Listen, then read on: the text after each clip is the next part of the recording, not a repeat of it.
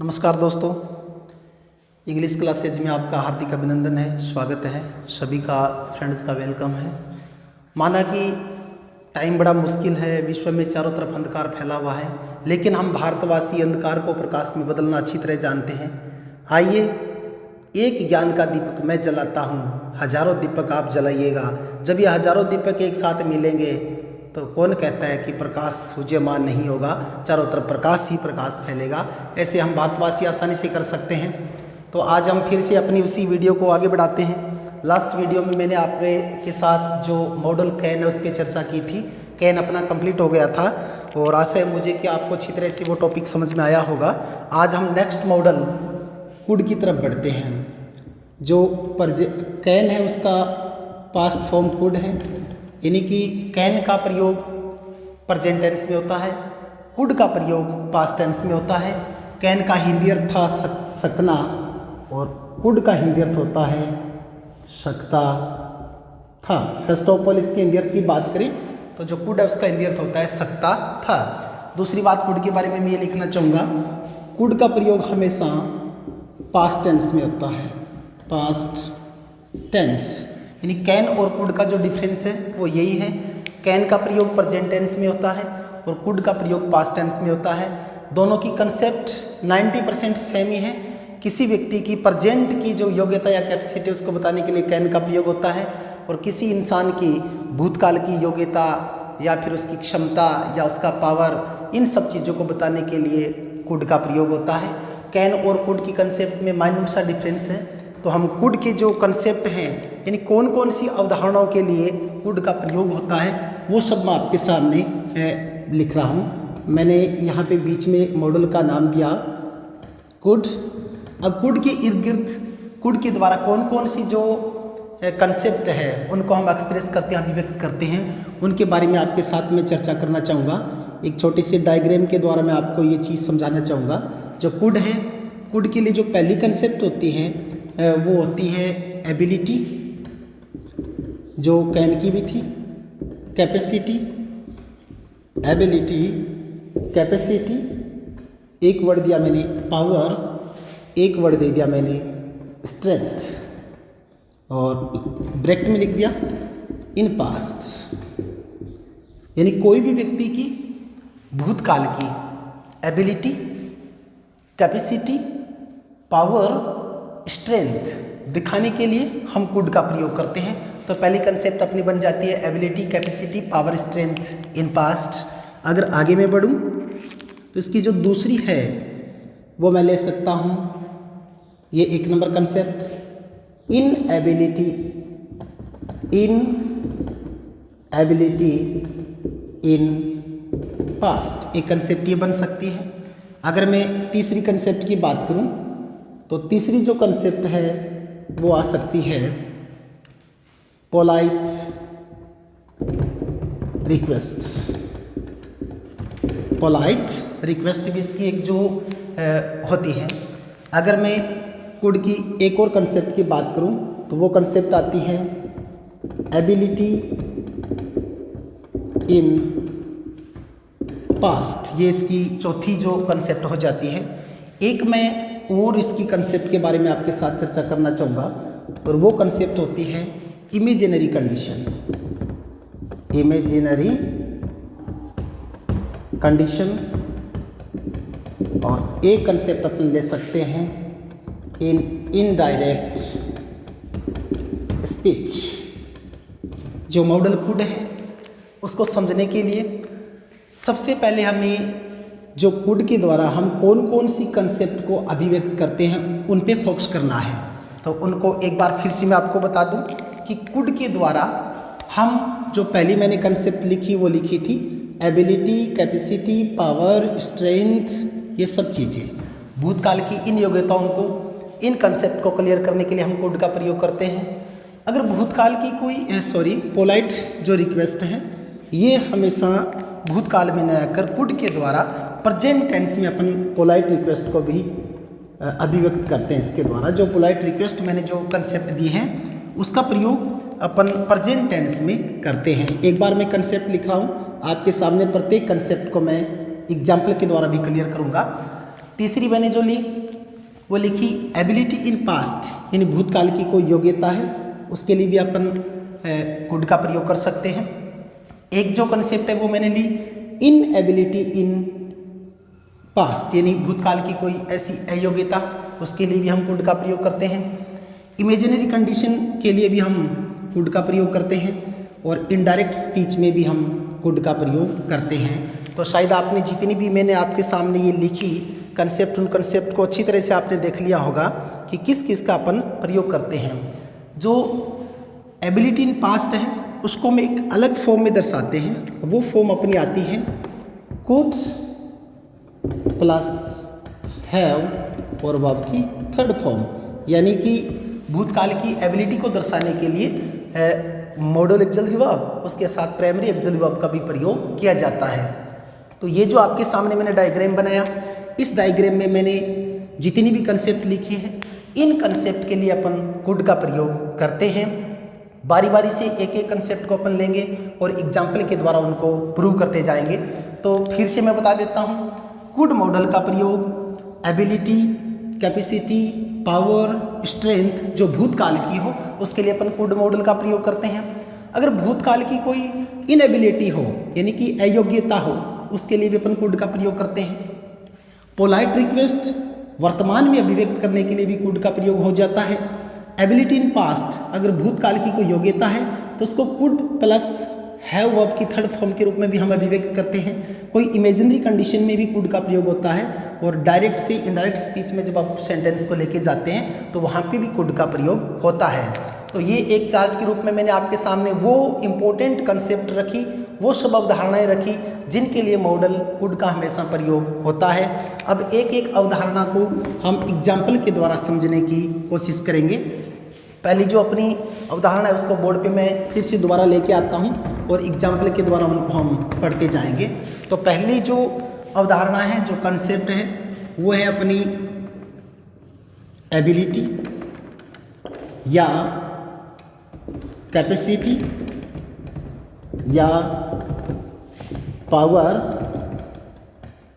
Strength. मैंने आपको पिछले कैन वाला जो वीडियो हमने बनाया था उसमें एबिलिटी और कैपेसिटी के बारे में जो डिफरेंस होता है उसके बारे में मैंने काफ़ी चर्चा की थी। शायद आपने अच्छी तरह से एबिलिटी और कैपेसिटी में जो अंतर है उसको समझ भी लिया। तो ये जो डायग्राम है शायद आपने नोट डाउन कर लिया होगा। इन सभी टॉपिक को एक बार फिर से मैं आपके सामने दोबारा लेके आऊँगा, इसको एक बार मैं क्लियर करता हूँ और एक एक कंसेप्ट को बारीकी से हम अध्ययन करेंगे कि किस प्रकार के सेंटेंस में किस प्रकार के मॉडल का प्रयोग होता है। तो जो कुड मॉडल है वो कैन का पास्ट रूप है, यानी कि वर्तमान में इन योग्यताओं को अभिव्यक्त करने के लिए कैन का प्रयोग होता है और भूतकाल की इन योग्यताओं को अभिव्यक्त करने के लिए अपन कुड का प्रयोग करते हैं। दोस्तों जो मॉडल है इनका स्पोकन में बड़ा महत्व होता है, तो ये हमारे लिए बड़े इंपॉर्टेंट एक चैप्टर है और ये कन्फ्यूजन भी है। बहुत से लोगों की गले की हड्डी ये बना हुआ है जो मॉडल होते हैं, लेकिन हम बहुत ही अच्छी तरह से इनका अध्ययन करेंगे। जैसे मैं आपके सामने एक सेंटेंस लिखता हूँ, सी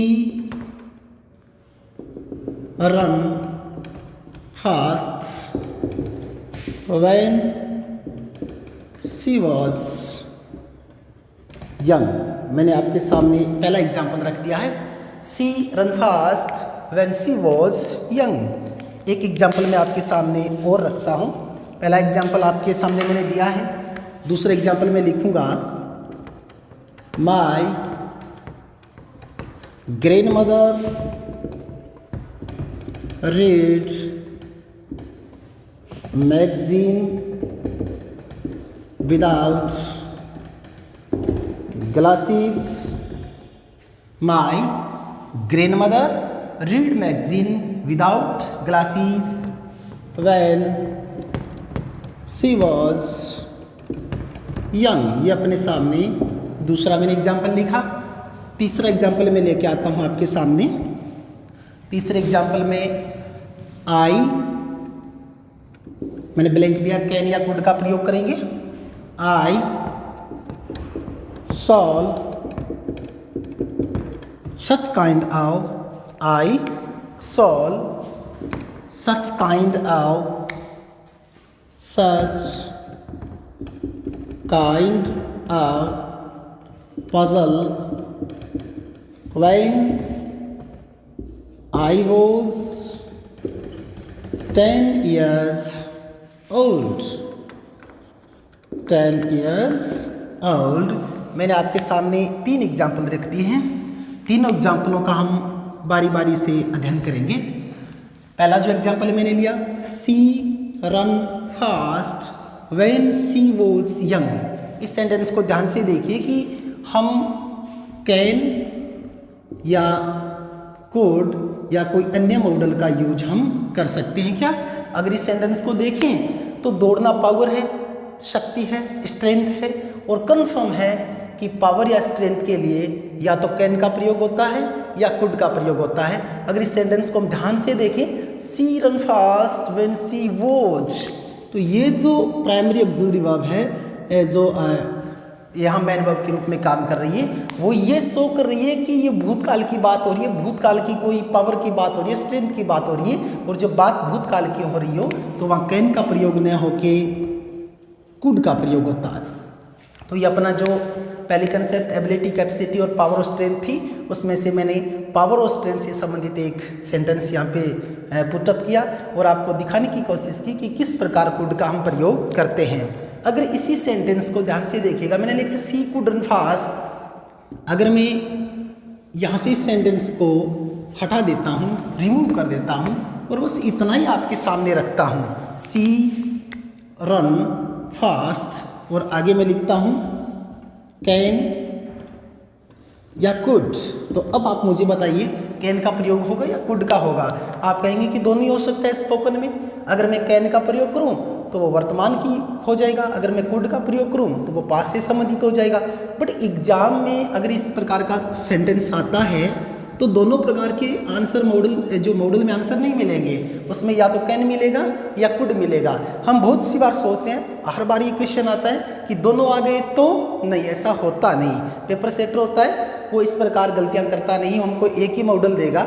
अगर 1% आ भी जाता है कैन और कुड दोनों, तो हम इसका में कुड का प्रयोग न करें, क्योंकि हमें ये बताया गया है अगर सेंटेंस पास्ट का होगा तो ही हम कुड का प्रयोग करेंगे, वरना हमें कुड का प्रयोग नहीं करना है। अगर पेपर सेटर को कुड का प्रयोग करवाना होगा तो इस सेंटेंस को आगे बढ़ाएगा।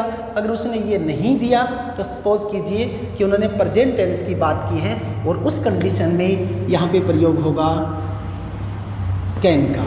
तो इस प्रकार ये क्वेश्चन दोनों तरफ से, अगर मैं इसको इतना रिमूव किया तो इस प्रकार ये बन जाता है। दूसरे एग्जाम्पल की तरफ जाते हैं। माई ग्रैंड मदर, मेरी दादी माँ, रीड मैगजीन, अखबार पढ़ सकती थी, विदाउट ग्लासेस, बगैर चश्मे के, व्हेन शी वॉज यंग, जब वो युवा थी। यानी कि दादी माँ में इतनी कैपेसिटी थी कि जब वो युवा थी तो बगैर चश्मे के ही वो न्यूज़पेपर को पढ़ सकती थी। तो यहाँ पे बात हो रही है भूतकाल की कैपेसिटी की, और भूतकाल की कैपेसिटी प्रेजेंट करने के लिए हम प्रयोग करते हैं कुड का। ये अपना दूसरा एग्जाम्पल। अगर मैं तीसरा एग्जाम्पल लूँ, I solve such kind of puzzle, मैं इस प्रकार की पहेलियों को हल कर सकता हूँ या हल कर सकता था। आगे वाला सेंटेंस बताएगा। When I was 10 years old, मैं जब 10 वर्ष का था तो इस प्रकार की जो पहेलियाँ इनको मैं हल कर सकता था, ये मेरी योग्यता थी, मेरी क्षमता थी। तो इस सेंटेंस में भी अपन आगे जो नेक्स्ट सेंटेंस है उसको देखने के बाद एकदम से सेटिस्फाई हो जाते हैं कि ये पास्ट टेंस की किसी कैपेसिटी की बात हो रही है, और पास्ट टेंस की कैपेसिटी को व्यक्त करने के लिए जो मॉडल होता है वो हमेशा कुड होता है। अब मैं आपके सामने ये जो पहली कंसेप्ट है एबिलिटी, कैपेसिटी, पावर और स्ट्रेंथ, इससे संबंधित 2 क्वेश्चन और पुटअप करूँगा। आपको अपने नॉलेज को चेक करना है कि क्या आप सही तरीके से उसका आंसर दे पाएंगे। जैसे ही मैं क्वेश्चन लिखूँ आप अपना आंसर रेडी रखिएगा और आप अपने मन ही मन सोचिएगा कि हाँ मेरा आंसर ये है। जब मैं बताऊं तो अपना ज्ञान अपने आप ही आप रख लेंगे कि हाँ मैं इस मॉडल को अच्छी तरह से हल कर लूँगा। जैसे मैं 1 नंबर एग्जाम्पल लेता हूँ, सी, यहाँ पे मैंने ब्लैंक दिया, या तो आपको कैन देना है या आपको कुड देना है। She can could speak English fluently at that time पहला sentence, she speak English fluently at that time. आपको देखना है कैन आएगा या कुड आएगा, अपने हिसाब से आप आंसर चेक कर सकते हैं। 2 नंबर एग्जाम्पल में आपके सामने प्रस्तुत करना चाहूँगा। राहुल, मैंने यहाँ पे ब्लैंक दिया, यहाँ पे मैं पूछना चाहूँगा कैन या कुड। राहुल कैन या could sing such kind of sweet song। Rahul can या could sing such kind of sweet song last year। ये हमारे सामने दूसरा एग्जाम्पल हो जाता है। इसमें भी आप देखेंगे कि कैन आएगा या कुड आएगा। तीसरा फिर मैं एक एग्जाम्पल और लेके आता हूँ। दे, यहाँ पे मैंने डॉट डॉट डाला, कैन या कुड डाला। स्विम वेरी वेल, दे स्विम वेरी वेल। नाउ यहाँ पे मैंने कैन सॉरी पीछे डाल भी दिया था, मैंने दोबारा लिख दिया कैन या कुड। एक एग्जाम्पल मैं और लिखता हूँ। I teach English when I was 12 years old। ये मैंने 4 एग्जाम्पल आपके सामने रखे। प्रत्येक में आपको देखना है कैन आएगा या कुड आएगा। चलिए इन सेंटेंस पे चर्चा करते हैं। पहला सेंटेंस था she speak English fluently at that time. मैंने ये कहा था प्रत्येक सेंटेंस में आपको या तो एबिलिटी मिलेगी या कैपेसिटी मिलेगी या पावर मिलेगा या स्ट्रेंथ मिलेगा। तय आपको ये करना है सेंटेंस प्रेजेंट टेंस का है या पास्ट का है। जरूरी नहीं कि सेंटेंस को पास्ट का बनाने के लिए हम सेकंड सेंटेंस का ही प्रयोग करें। सेंटेंस को पास्ट का शो करने के लिए हम एडवर्ब का भी प्रयोग कर सकते हैं। उनको भी आप ध्यान से देखिएगा। जैसे इस सेंटेंस में हुआ, सी स्पीक इंग्लिश फ्लुएंटली, वो अच्छी तरह से लगातार अंग्रेजी बोल सकती थी। एट दैट टाइम, उस समय। और उस समय यहाँ पे क्लियर करता है कि ये पास्ट टेंस की बात हो रही है, और पास्ट टेंस की बात हो रही है तो यहाँ पे प्रयोग होगा कुड का। अगर मैं एट दिस दैट टाइम की जगह ये कर देता एट दिस टाइम, तो अपना सेंटेंस का आंसर हो जाता कैन। तो शायद आपका आंसर सही होगा। आपने पहले ही इसमें फिलअप करके देख लिया होगा। दूसरा सेंटेंस तो इसमें पास्ट का सूचक क्या था, इसमें पास्ट का सूचक बनाया मैंने एक एडवर्ब को एट दैट टाइम। ये क्लियर करता है कि ये जो योग्यता है वो पास्ट टेंस की है। Rahul sing such kind of sweet song last year, कि राहुल पिछले वर्ष भी इस प्रकार के जो मधुर गीत हैं वो गा सकता था। तो ये भी हमें पता है कि प्रेजेंट की बात नहीं हो रही, पास्ट टेंस की बात हो रही है। और पास्ट टेंस की बात हो रही है तो इसमें डेफिनेटली आंसर वो आएगा कुड। और इस सेंटेंस को हमने पास्ट का बनाने के लिए सहारा लिया एक एडवर्ब का, और वो एडवर्ब है लास्ट ईयर। अगर मैं इस सेंटेंस को ऐसे कर दूं, Rahul sing such kind of sweet song at this time, तो उसमें फिर एडवर्ब प्रेजेंट का होगा और प्रेजेंट की दृष्टि से प्रयोग होगा कैन का। चलिए नेक्स्ट की तरफ बढ़ते हैं। They swim very well now, वे अब अच्छी तरह से अभी भी तैर सकते हैं। तो मतलब ये बात हो रही है प्रेजेंट की, और प्रेजेंट की दृष्टि से इसमें जो आंसर होगा वो होगा कैन। और ये जो नव है वो हमें इंडिकेट कर रहा है, इशारा कर रहा है कि इस सेंटेंस में प्रेजेंट टेंस की बात हो रही है, इसलिए आप कुड का प्रयोग नहीं कर सकते। अगर हम नेक्स्ट सेंटेंस की तरफ बढ़े, I teach English when I was 12 year old, जब मैं 12 वर्ष का था मैं अंग्रेजी पढ़ा सकता था। तो ये भूतकाल की बात हो रही है। और इसमें देखिए मैंने जो इंडिकेशन देने के लिए पास्ट टेंस के एक सेंटेंस को पूरा लिया, और ये सेंटेंस बता रहा है कि ये पास्ट की बात हो रही है और पास्ट की बात हो रही है, तो यहाँ पे जो मॉडल आएगा वो आएगा कुड।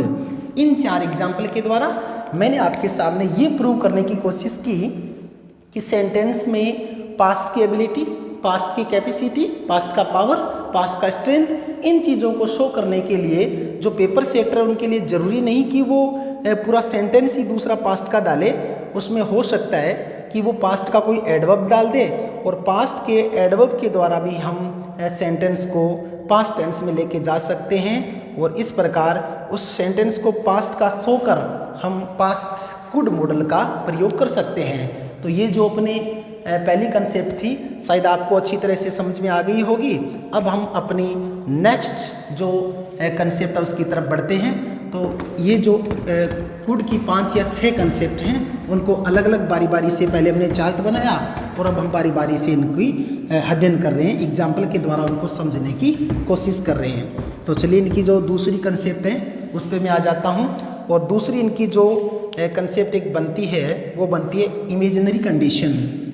ये concept number 2, imaginary condition. Imaginary condition के लिए भी हम मॉडल कुड का प्रयोग करते हैं। इमेजिनरी कंडीशन जो कंडीशनल सेंटेंस होते हैं टेंस से संबंधित, उनमें ये योग्यता या क्षमता को दर्शाने के लिए काम में लेते हैं। जैसे मैं एक सेंटेंस लिखूं, if you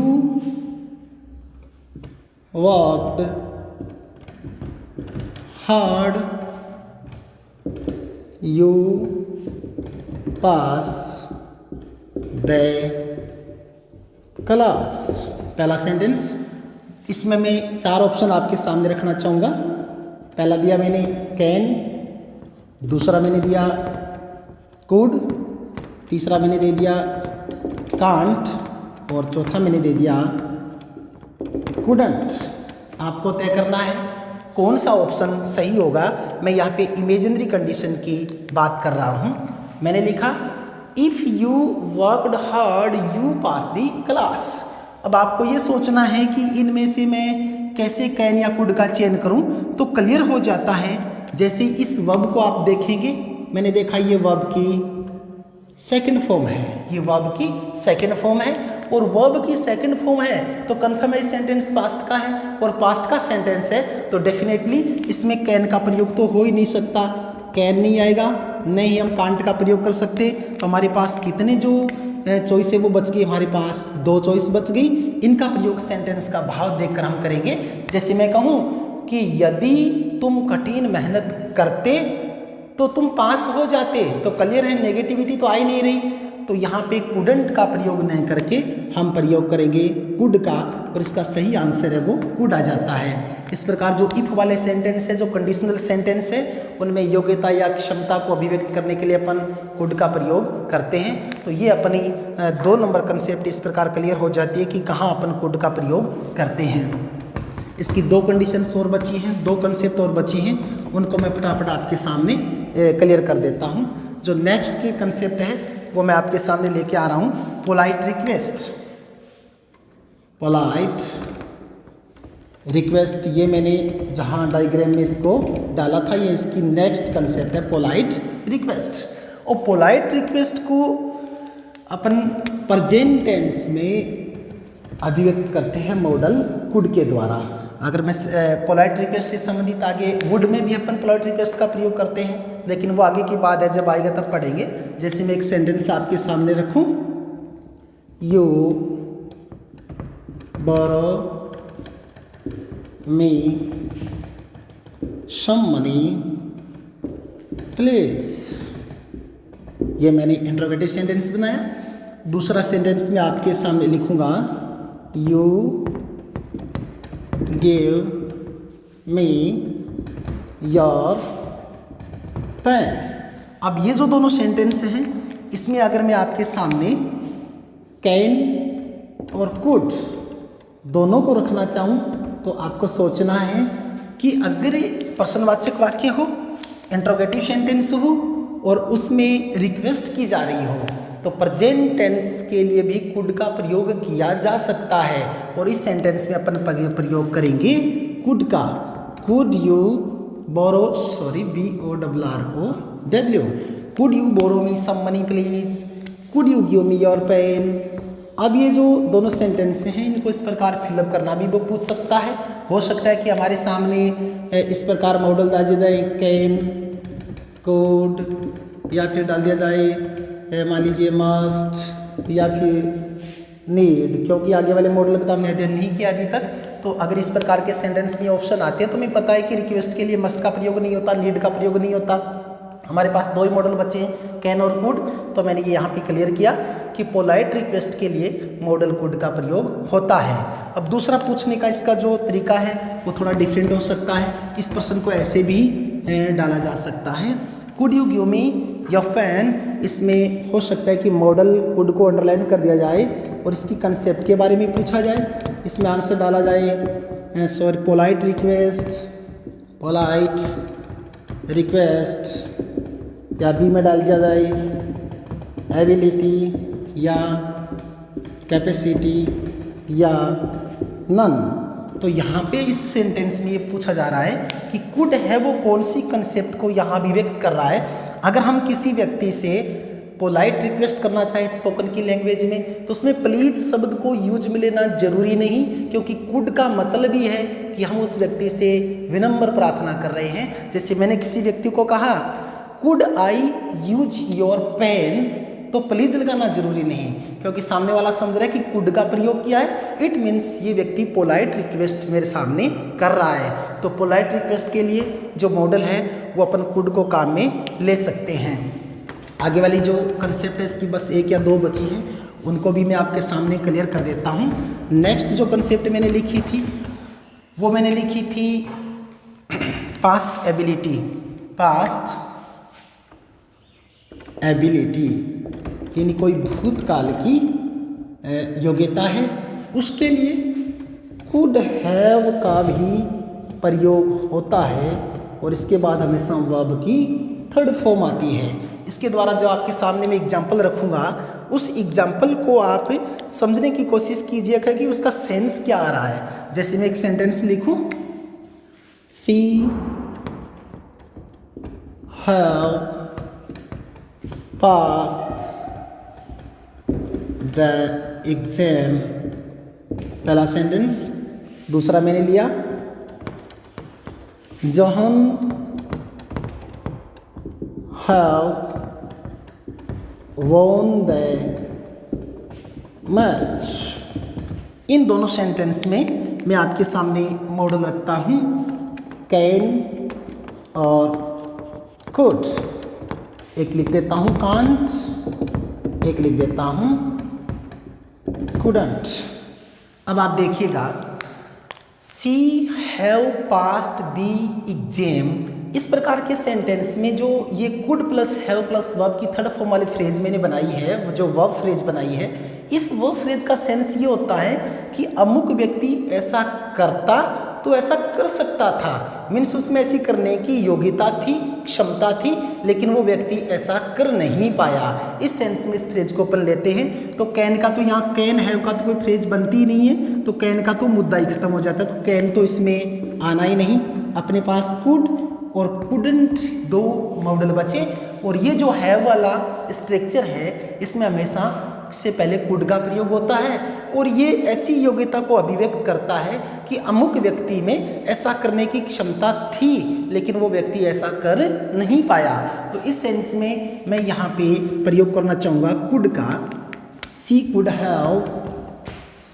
could have passed the exam, यानी कि ये जो लड़की है वो इस परीक्षा को पास कर सकती थी, लेकिन शायद ऐसा वो कर नहीं पाई।